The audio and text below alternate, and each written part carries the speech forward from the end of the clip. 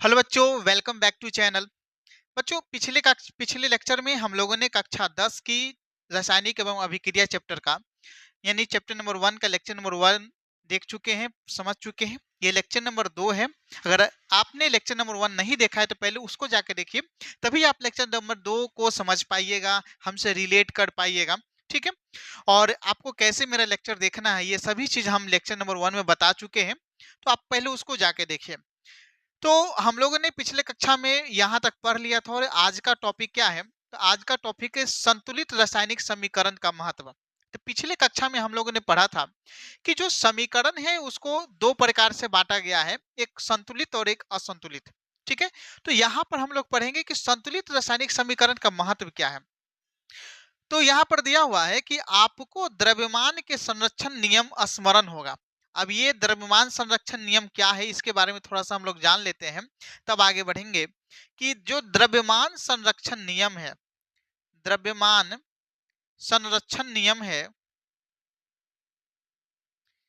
इस नियम में क्या कहता है कि चाहे कोई भी प्रतिक्रिया हो, कोई भी रासायनिक अभिक्रिया हो, तत्व का या वस्तु का द्रव्यमान संरक्षित रहता है, द्रव्यमान चेंज नहीं होता है। द्रव्यमान संरक्षण अभिक्रिया में क्या कहता है कि द्रव्यमान जो है अभिक्रिया के बाद समान रहता है, किसी भी परिवर्तन के बाद समान रहता है। भौतिक परिवर्तन हो या रासायनिक परिवर्तन हो, वस्तु का द्रव्यमान समान रहता है। तो यहाँ पर वही कह रहा है कि आपको द्रव्यमान के संरक्षण का नियम स्मरण होगा, जिसका आपने 9वीं कक्षा में अध्ययन किया था। किसी भी रासायनिक अभिक्रिया में द्रव्यमान का न तो निर्माण होता है और न ही विनाश होता है। कहने का मतलब ये हो गया कि जो किसी भी वस्तु का जो जो रासायनिक अभिक्रिया, किसी तत्व का रासायनिक अभिक्रिया हो रहा है, रासायनिक अभिक्रिया हो रहा है, उस रासायनिक अभिक्रिया में जो है ना, द्रव्यमान का न तो निर्माण होगा, द्रव्यमान का न तो निर्माण होगा और न ही विनाश होगा। ठीक है। न तो निर्माण होगा न ही विनाश होगा, ये दोनों चीज नहीं होगा। मतलब द्रव्यमान जो पहले था बाद में वही रहेगा। तो कहने का मतलब ये हो गया कि जो रासायनिक अभिक्रिया है उसमें द्रव्यमान संरक्षण का नियम पालन किया जाता है। आगे कह रहा है अर्थात किसी भी रासायनिक अभिक्रिया के उत्पाद तत्वों का कुल द्रव्यमान अभिकारक तत्वों के कुल द्रव्यमान के बराबर है। देखिए, हम लोगों ने ऊपर देखा था कि उत्पाद किसे कहते हैं और अभिकारक किसे कहते हैं। तो ये जो अभिक्रिया में भाग लेता है उसे अभिकारक कहते हैं, और जो नया पदार्थ बनता है या नया वस्तु बनता है उसको हम लोग उत्पाद कहते हैं। तो कह रहा है क्या कि इसका जो अभिकारक का जो द्रव्यमान रहेगा, रासायनिक अभिक्रिया के बाद जो उत्पाद का द्रव्यमान होगा, ये दोनों क्या होगा? समान होगा। क्या होगा? समान होगा। द्रव्यमान संरक्षण का नियम क्या कह रहा है कि रासायनिक अभिक्रिया में जो अभिकारक भाग लेते हैं उसका जो द्रव्यमान होता है, उत्पाद का भी द्रव्यमान उतना ही होता है, यानी कि बने हुए वस्तु का द्रव्यमान भी जो है समान रहता है। यही कह रहा है आपका द्रव्यमान संरक्षण का नियम। तो इसलिए जो है द्रव्यमान संरक्षण के नियम को पालन करने के लिए जो है समीकरण को संतुलित बनाना बहुत ही ज्यादा जरूरी हो जाता है।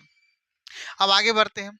आगे कह रहा है कि दूसरे शब्दों में रासायनिक अभिक्रिया के पहले और उसके पश्चात प्रत्येक तत्व के परमाणु की संख्या समान रहती है, इसलिए हमें कंकाली समीकरण को संतुलित करना आवश्यक है। कहने का मतलब ये हो गया कि जो रासायनिक अभिक्रिया होती है, जैसे ये यहाँ पर जिंक को जो है H2SO4 सल्फ्यूरिक अम्ल के साथ अभिक्रिया कराया जा रहा है, तो जिंक सल्फेट और जो है H2 हाइड्रोजन गैस निकल रहा है। तो यहाँ पर जो है क्या है, कह रहा है कि जो समीकरण से जो पहले तत्व भाग लिया और समीकरण के बाद जो तत्व का निर्माण हुआ, वो दोनों तत्वों का जो है ना, क्या है, परमाणु क्रमांक, परमाणु संख्या समान रहती है। तो इसलिए हमको कंकाली समीकरण को क्या करना रहता है? संतुलित करना रहता है। अब संतुलित कैसे करते हैं? तो यहाँ पर देखिए, जिंक को सल्फ्यूरिक, अब यहाँ पर ये भी याद रखिएगा कि प्रश्न यहाँ से पूछ देगा, आप सिर्फ एग्जाम्पल मत समझिए। आपको क्या प्रश्न यहाँ से पूछ देगा कि बताइए हमको कि निम्नलिखित में से किसका निर्माण हो जाएगा। कह रहा है कि जिंक का जब सल्फ्यूरिक अम्ल के साथ अभिक्रिया कराया जाता है तो जिंक सल्फेट के साथ किस गैस का निर्माण होगा, प्रश्न ये आ जाता है। तो आप जो है एक-एक पॉइंट ध्यान देकर पढ़िए, ध्यान देकर समझिए, तभी आपको जो है एग्जाम में अच्छा नंबर आएगा। ठीक है? तो जिंक का जो है, जब सल्फ्यूरिक अम्ल के साथ अभिक्रिया करवाते हैं तो जिंक सल्फेट बनता है और हाइड्रोजन गैस निकलता है। हाइड्रोजन गैस, ये तीर का निशान का मतलब, अब जैसे देखिए क्या होगा ना, कि आपको ऑप्शन कैसे दे देगा, ऑप्शन दे देगा कि निम्नलिखित में से कौन सही है। कैसे ऑप्शन देगा, हम थोड़ा सा आपको बताने की कोशिश करते हैं। एक अभिक्रिया क्वेश्चन दे दिया, क्या क्वेश्चन दे दिया कि जिंक दे दिया प्लस H2SO4 दे दिया, ऐसा क्वेश्चन पूछ चुका है। ठीक है? अब यहां पर क्या करेगा, एरो डाल देगा, ZnSO4 डाल देगा। अब या ऐसे क्या करेगा कि ZnSO4 नहीं डालेगा, यहाँ पर जो है ना लिख देगा वाट। क्या लिख देगा, वाट। यहाँ पर लिख देगा वाट, या डैश डैश डैश डाल देगा। अब ऑप्शन नंबर ए देगा क्या, तो ऑप्शन नंबर ए देगा कि ZnSO4 प्लस CO2। ठीक है? बी दे देगा ZnSO4 प्लस H2। सी दे देगा ZnSO4 CO2। सॉरी, इसका थोड़ा सा उल्टा। और डी दे देगा ZnSO4 प्लस H2। अब बताइए, बच्चा कंफ्यूज होगा कि नहीं होगा? ऐसा प्रश्न पूछ चुका है ग्रुप डी में, ग्रुप डी में, टेक्नीशियन में, एलपी में, ऐसा भर भर के क्वेश्चन आया है। अब यहाँ पर आपको सब ऑप्शन समान लग रहा होगा कि भाई सब में जिंक सल्फेट बन रहा है। आपको मान के चलिए, हम ये पढ़े हुए हैं कि जब जिंक की अभिक्रिया जो है सल्फ्यूरिक अम्ल के साथ कराई जाती है तो जिंक सल्फेट और हाइड्रोजन का निर्माण होता है। अब फट सीवर मार दीजिएगा, ये वाला, ये पहला नंबर देखिएगा और ये वाला आंसर मार दीजिएगा, जो कि हो जाएगा गलत। क्यों? क्योंकि यहाँ पर देखिए तीर का निशान है, तीर का निशान ऊपर होना चाहिए। ऊपर होने का मतलब ये हो गया कि गैस जो है बाहर निकल रहा है। अंदर नीचे होने का मतलब हो गया कि गैस को लिया जा रहा है। ठीक है? और ऊपर होने का मतलब हो गया कि गैस बाहर निकल रहा है। तो इसका ऑप्शन नंबर क्या सही हो जाएगा? ऑप्शन नंबर डी सही हो जाएगा, ZnSO4 प्लस H2 और तीर का निशान ऊपर। तो इस प्रकार से प्रश्न पूछता है। आपको जो है, आपको लगता होगा कि जो है लुसेंट पढ़ लेंगे, लुसेंट का साइंस पढ़ लेंगे, रट लेंगे, उससे आपका रेलवे निकल जाएगा, तो वो नहीं होने वाला है। अदर एग्जाम निकल जाएगा, बिहार एसएससी हो या कोई भी अदर कॉम्पिटेटिव एग्जाम हो, उसका निकल सकता, कोई दिक्कत नहीं है। लेकिन रेलवे में जो साइंस पूछता है वो अब थोड़ा सा ट्रिकी पूछता है, थोड़ा सा कॉन्सेप्ट बेस्ड पूछता है। हालांकि आजकल अब हर एग्जाम में कॉन्सेप्ट बेस्ड आने लग गया है। तो आप अच्छा से पढ़िए और मैं कोशिश करूंगा कि पूरी तरह से आपको क्लियर करते चलूं, क्योंकि देखिए मेरा एक्सपीरियंस रहा है बहुत सारा एग्जाम निकालने का। अभी सिलेक्शन भी हो गया, टेक्नीशियन के पद पर कार्यरत हूं। अभी फिर से तैयारी भी कर रहा हूं, बीपीएससी का भी मैं तैयारी कर रहा हूं। ठीक है? तो बहुत सारा प्रीवियस ईयर बीपीएससी की तैयारी में देख रहे हैं। तो मुझे अनुभव हो गया है कि हाँ, किस प्रकार के प्रश्न कैसा अभी वर्तमान में आ रहा है। ठीक है? चलिए आगे बढ़ते हैं। इस प्रकार से जो है प्रश्न पूछा जाता है और आपको इस प्रकार से देखना है। आप एग्जाम्पल के तौर पर बगल में लिख सकते हैं कि हाँ, ऐसा प्रश्न पूछा जा रहा है। ठीक है? आगे बढ़ते हैं। अब यहाँ पर याद रखिएगा कि जब जिंक के साथ सल्फ्यूरिक अम्ल H2SO4 का अभिक्रिया कराई जाती है तो ZnSO4 यानी जिंक सल्फेट और हाइड्रोजन गैस का निर्माण होता है। आगे क्या बोल रहा है कि उपरोक्त समीकरण जिंक H2SO4 ZnSO4 और H2, अब इस समीकरण को कह रहा है संतुलित करने के लिए। अब देखिए यहाँ पर जो है क्या है, बहुत बड़ा प्रक्रिया दिया हुआ है LHS RHS में बराबर करने का। तो वो प्रक्रिया 10वां के बच्चों के लिए बहुत ही ज्यादा इंपॉर्टेंट है, फिर भी हम आपको समझा दे रहे हैं। देखिए जो ये अभिक्रिया दिया हुआ है ZnSO4, ऊपर में थोड़ा सा आगे लिख देते हैं।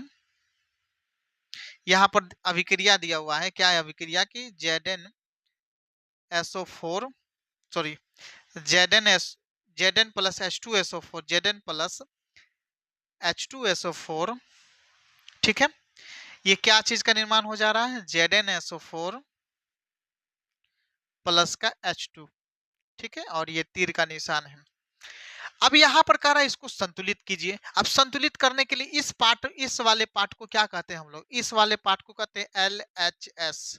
और इस वाले पार्ट को कहते हैं RHS। क्या कहते हैं? RHS कहते हैं।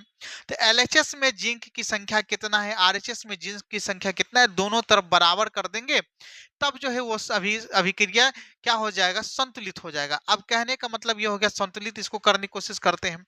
देखिए जिंक यहाँ पर एगो है, जिंक कितना है, एक है, तो जिंक यहाँ पर एगो, कोई दिक्कत नहीं है। अब एस है, सल्फेट है, सल्फेट एस में सल्फेट, सल्फेट कितना है, तो एस एगो है, तो एगो एस है, कोई दिक्कत नहीं। ऑक्सीजन 4 गो है यहाँ पर, तो ऑक्सीजन 4 गो यहाँ पर भी कोई दिक्कत नहीं है। ठीक है। अब यहाँ पर जो है हाइड्रोजन कितना है, हाइड्रोजन 2 गो है, तो यहाँ पर भी हाइड्रोजन 2 गो है। कहने का मतलब ये हो गया कि ये समीकरण पहले से ही संतुलित है, यहाँ पर संतुलित करने की कोई आवश्यकता नहीं है। क्यों? क्योंकि यहाँ पर आप देखिए कि जिंक यहाँ पर एक है, सल्फेट एगो है तो एगो है, ऑक्सीजन 4 गो है तो ऑक्सीजन 4 गो है, हाइड्रोजन 2 गो तो हाइड्रोजन है, तो RHS बराबर LHS हो जाए, LHS बराबर RHS हो गया, ये समीकरण संतुलित है। उसी प्रकार मान के चलिए एक अभिक्रिया, उसको हम संतुलित करके बताते हैं कि आपको संतुलित कैसे करना है। इसको मिटा देते हैं और एक अभिक्रिया लिखते हैं और उसको संतुलित करके बताते हैं कि आपको संतुलित करने का भी प्रश्न पूछा हुआ है कि निम्नलिखित में से कौन सा सही है। तो जैसे नीचे में एक अभिक्रिया दिया हुआ है कि हाइड्रोजन को जो है, सॉरी, आयरन को जो है H2SO4 जल के साथ अभिक्रिया कराया जाता है तो बनता है Fe3O4 प्लस H2, ये बन रहा है। अब यहाँ पर हमको देखना है कि संतुलित है कि नहीं। देखिए LHS इसको कहेंगे क्या, इसको कहेंगे LHS, इसको कहेंगे RHS। तो LHS साइड में आयरन क्या गो है, एगो, और यहाँ पर Fe में आयरन हो गया, यहाँ पर आयरन क्या गो है, 3 गो है। तो हमको क्या करना पड़ेगा कि LHS साइड में पहले 3 गो आयरन लगा देंगे। कितना आयरन लगा देंगे, 3 आयरन लगा दिए, तो 3 गो आयरन हो गया। अब जो है ऑक्सीजन यहाँ पर कितना है, 4 गो है, लेकिन यहाँ पर ऑक्सीजन कितना है, एगो है, तो हमको यहाँ पर 4 से डालना पड़ेगा, तो 4 से इसको गुना करें तो 4 गो ऑक्सीजन प्राप्त हो गया। अब यहाँ पर देखिए कि हाइड्रोजन यहाँ पर कितना है, 2 है, और यहाँ पर हाइड्रोजन कितना है, तो 4 दूना 8, नीचे में अगर लगा रहता तो दोनों को गुना करते, 4 दूना 8 हाइड्रोजन है, तो हमको यहाँ पर भी 8 हाइड्रोजन बनाना, तो यहाँ पर हम 4 डाल देंगे अपना मन से। अब ये समीकरण संतुलित हो गया। अब यहाँ पर देखिए आयरन 3 गो, आयरन यहाँ पर 3 गो है, ऑक्सीजन 4 गो, तो ये 4 से गुना हो जाएगा ऑक्सीजन, तो ऑक्सीजन 4 गो, हाइड्रोजन 4 दूना 8 गो, तो हाइड्रोजन 4 दूना 8 गो। तो इस प्रकार से जो है आपको समीकरण को संतुलित करना है। लेकिन ये तो आप समीकरण संतुलित करने के लिए समझ गए, अगर आपने नहीं समझा है तो एक बार फिर से पीछे होके देख लीजिए और आपको समझ में आ जाएगा।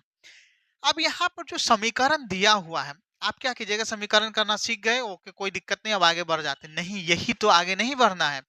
क्या करना है हमको, यहाँ पर जितना भी समीकरण दिया हुआ है उसको हमको इंपोर्टेंट बनाकर इसको देखना है, समझना है कि क्या चीज की अभिक्रिया से क्या बन रहा है। जैसे यहाँ पर जो है आयरन की अभिक्रिया जब हाइड्रोजन मतलब H2O के साथ जो है कराया जाता है, जल के साथ कराया जाता है, तो क्या बनता है, तो फेरस ऑक्साइड बनता है। Fe3O4 को क्या कहा जाता है, फेरस ऑक्साइड या फेरिक ऑक्साइड, फेरस ऑक्साइड या फेरिक ऑक्साइड कहते हैं, फेरस फेरिक ऑक्साइड कहते हैं। ठीक है, तो Fe3O4 को क्या कहा जाता है, फेरस फेरिक ऑक्साइड या आयरन 2,3 ऑक्साइड भी इसको कहते हैं। तो अगर आपसे प्रश्न पूछा जाएगा कि जब आयरन की अभिक्रिया, लोहे की अभिक्रिया जल के साथ, हाइड्रोजन ऑक्साइड के साथ कराई जाती है तो किसका निर्माण होता है, तो ये 2-3 इसका आंसर हो जाएगा, आयरन 2,3 ऑक्साइड, या इसी को मैग्नेटिक ऑक्साइड भी कहते हैं, इसी को फेरस फेरिस ऑक्साइड भी कहते हैं, फेरस फेरिक ऑक्साइड भी कहते हैं। ठीक है, तो याद रखिएगा Fe3O4 को ferrous ferric oxide, iron 2,3 oxide या मैग्नेटिक ऑक्साइड कहा जाता है। उसके साथ किसका निर्माण होता है, हाइड्रोजन गैस का निर्माण होता है। किसका निर्माण होता है, हाइड्रोजन गैस का। तो ये अभिक्रिया भी याद रखना है। जैसे FeO का क्या कहा जाता है, फेरस ऑक्साइड, FeO का फेरस ऑक्साइड, Fe3O4 को फेरस फेरिक ऑक्साइड और Fe2O3 को फेरिक ऑक्साइड कहा जाता है। ये भी याद रखना पड़ता है कि कारण है कि क्या कहेगा, निम्नलिखित में से कौन फेरिस ऑक्साइड का, फेरस फेरिक फेरिक ऑक्साइड का समीकरण है या सूत्र है, तो क्या बोलिएगा। अगर आपसे प्रश्न पूछ दिया जाए कि जो है फेरस फेरिक ऑक्साइड का सूत्र लिखिए। फेरस फेरिक ऑक्साइड का सूत्र लिखिए, तो क्या लिखिएगा? Fe3O4। इसी को क्या कहा जाता है? आयरन 2,3 ऑक्साइड कहा जाता है। क्या कहा जाता है? Iron 2,3 oxide. इसी को मैग्नेटिक ऑक्साइड कहा जाता है। तो इस प्रकार से आपको पढ़ना है, ठीक है, ना कि जो है लाइन बाय लाइन से पढ़ते चल गए हो गया, वैसा नहीं पढ़ना है, ठीक है। आगे बढ़ते हैं। आगे अब यहाँ पर जो है समीकरण को संतुलित करने के लिए बताया गया कैसे संतुलित करना है। तो ये तो आपको जो है अभी तुरंत बता दिए कि शॉर्ट फॉर्म में कैसे संतुलित करना, आपको लॉन्ग फॉर्म में नहीं समझ, चूंकि आप 10वीं की कक्षा नहीं कर रहे हैं।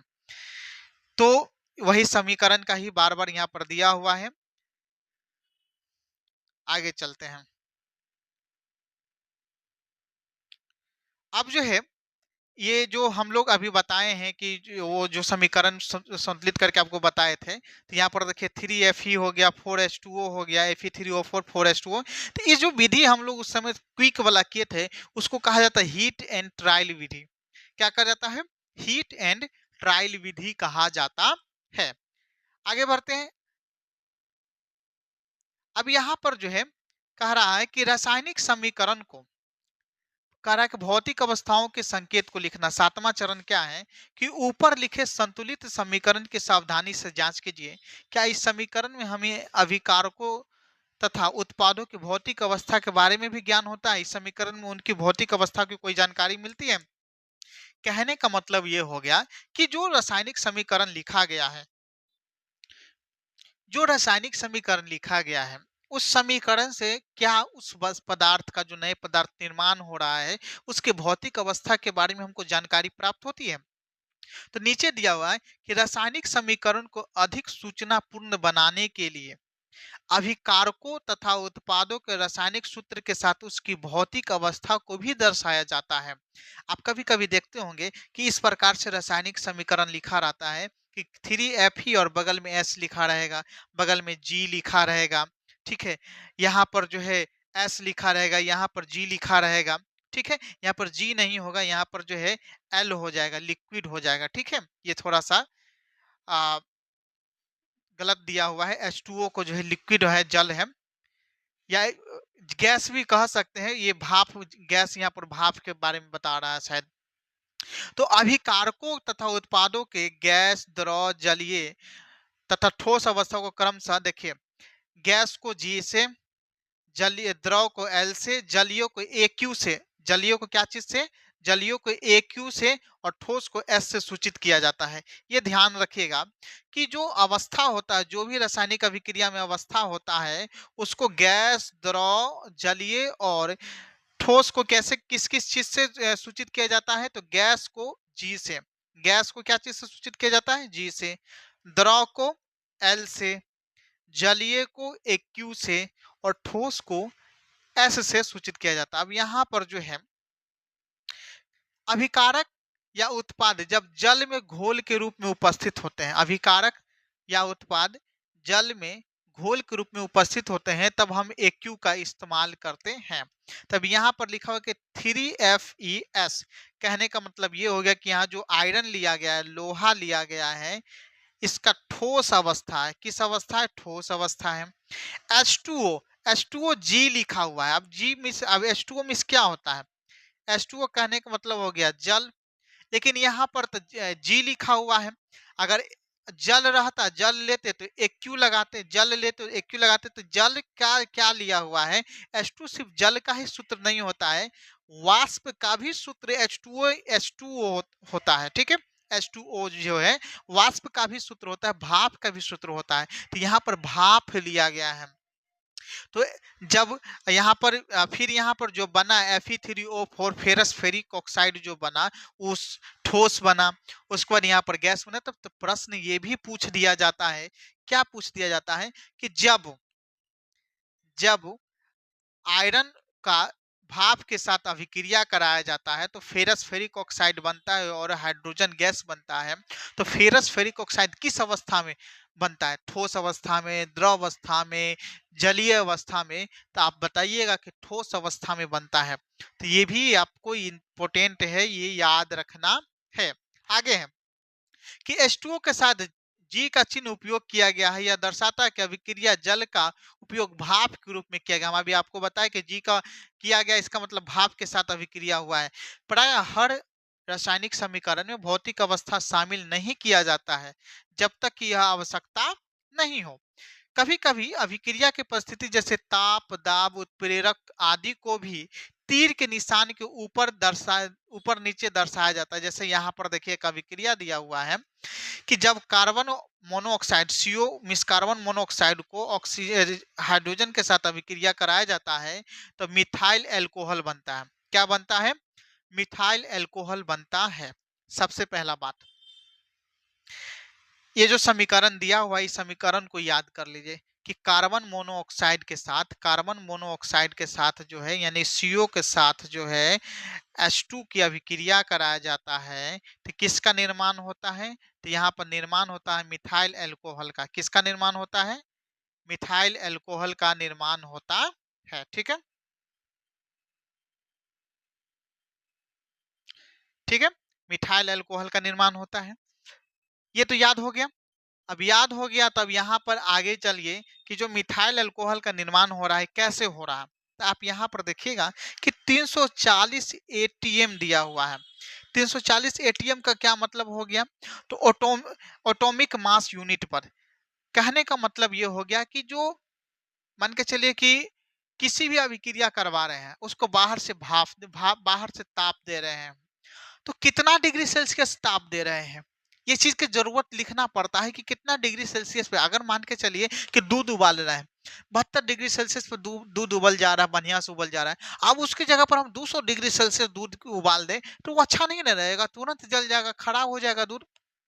तो रासायनिक अभिक्रिया में जो है उत्प्रेरक दाब, ठीक है, उत्प्रेरक दाब ताप को ये सबको निर्धारित करना पड़ता है। तो ये जो उत्प्रेरक ताप दाब होता है उसको बाहर अ, तीर के निशान के ऊपर या नीचे लिख दिया जाता है। तो यहाँ पर जो है ये जो 340 एटीएम है ये दाब का मात्रक है। एटीएम किसका मात्रक है? दाब का मात्रक है। तो यहाँ पर इतना प्रेशर देकर जो है जब कार्बन मोनोऑक्साइड को हाइड्रोजन के साथ अभिक्रिया कराया जाता है और इतना प्रेशर दाब दिया जाता है तो मिथाइल एल्कोहल बनता है। और इसी मिथाइल एल्कोहल को वुड स्पिरिट के नाम से भी जाना जाता है।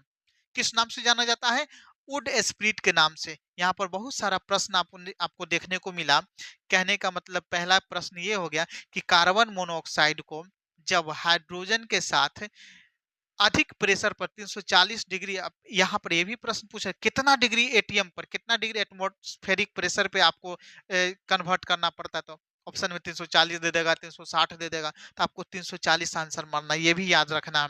तो मिथाइल एल्कोहल बन गया। अब मिथाइल एल्कोहल को किस नाम से जाना जाता है? तो वुड स्पिरिट के नाम से जाना जाता है। किस नाम से जाना जाता है? तो वुड स्पिरिट के नाम से जाना जाता है। ठीक है, आगे बढ़ते हैं। आगे यहाँ पर देखिए प्रकाश संश्लेषण की अभिक्रिया दिया हुआ है। क्या दिया हुआ है? प्रकाश संश्लेषण की अभिक्रिया दिया हुआ है कि 6CO2, यहाँ पर थोड़ा सा अभिक्रिया हम लिख दे रहे हैं फिर से कि 6CO2 प्लस 12H2O,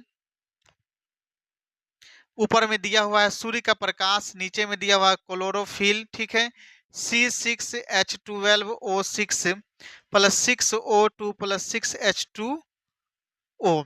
ठीक है, ये समीकरण डायरेक्ट पूछ चुका है एग्जाम में। ठीक है, ये समीकरण, ये दोनों पार्ट दे दिया गया, अगला पार्ट ये समीकरण पूछ दिया है। तो ये समीकरण आपको याद रखना है।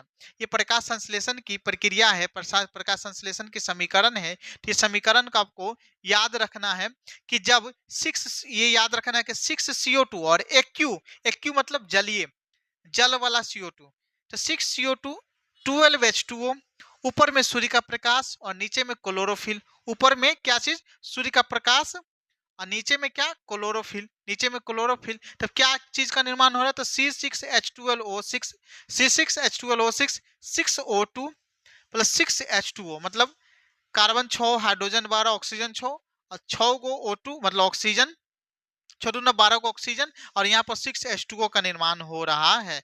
अब ये जो यहाँ पर बना है कि C6H12O6, ये किसका सूत्र है? ये जो है ग्लूकोज का सूत्र है। किसका सूत्र है? तो ग्लूकोज का सूत्र है।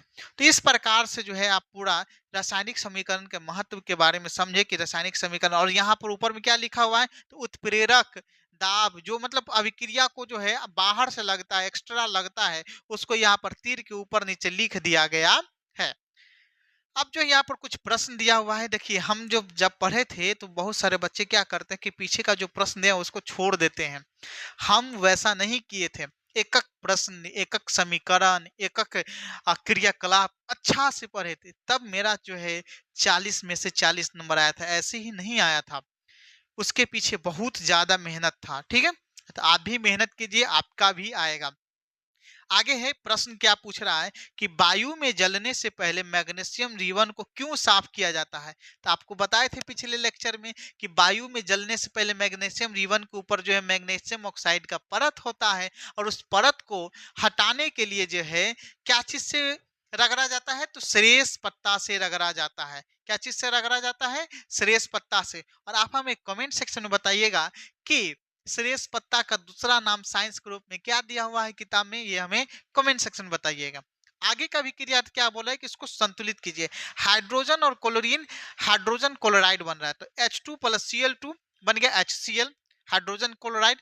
अब इसको संतुलित कर देते, यहाँ पर 2 हाइड्रोजन तो यहाँ पर 2 लगाते, 2 हाइड्रोजन 2 क्लोरीन आ गया, तो संतुलित हो गया। तो यहाँ पर ये भी याद रखिएगा कि जब हाइड्रोजन को क्लोरीन के साथ अभिक्रिया कराई जाती है तो क्या प्राप्त होता है? तो हाइड्रोजन क्लोराइड प्राप्त होता है। क्या प्राप्त होता है? Hydrogen chloride. उसी प्रकार यहाँ पर अभिक्रिया दिया हुआ है, क्या अभिक्रिया दिया हुआ है? तो यहाँ पर दिया हुआ है बेरियम क्लोराइड और एल्युमिनियम सल्फेट। अब बेरियम क्लोराइड का सूत्र क्या होता है? BaCl2। एल्युमिनियम सल्फेट का सूत्र क्या होता है? Al2SO4 3। अब कहेगा सर इतना सूत्र कैसे याद करें हम, बहुत माथा दर्द हो जाता है। भाई देखो, पूरा सूत्र याद नहीं करना है, जो आपकी किताब में दिया हुआ है, एनसीईआरटी में दिया हुआ है, उतना ही सूत्र याद करना है। एक्स्ट्रा नहीं याद करना है, एग्जाम में एक्स्ट्रा नहीं पूछता है, जो एनसीईआरटी में दिया हुआ है उसी से पूछता है। ठीक है, तो यहाँ पर जो है बेरियम क्लोराइड और Al2 एल्युमिनियम सल्फेट का सूत्र क्या हो गया? Al2SO4 का होल थ्राइस, तो क्या बन गया? बेरियम सल्फेट बन गया। क्या बन गया? बेरियम सल्फेट यानी कि BaSO4। और क्या बन गया? Aluminium chloride AlCl3। अब इसको जो संतुलित करने के लिए बोला, आप संतुलित कर दीजिए। उसी प्रकार जब सोडियम को जल के साथ अभिक्रिया कराया गया तो क्या प्राप्त हुआ? तो सोडियम को जल के साथ अभिक्रिया कराया गया तो सोडियम हाइड्रोक्साइड और हाइड्रोजन प्राप्त हुआ, यानी कि Na+2H2O। तो NaOH का NaOH+H2O प्राप्त हो गया। उसी प्रकार यहाँ पर क्या दिया हुआ है? यहाँ पर जो निम्नलिखित अभिक्रिया के लिए अवस्था के संकेतों को संतुलित समीकरण ज्ञात कीजिए।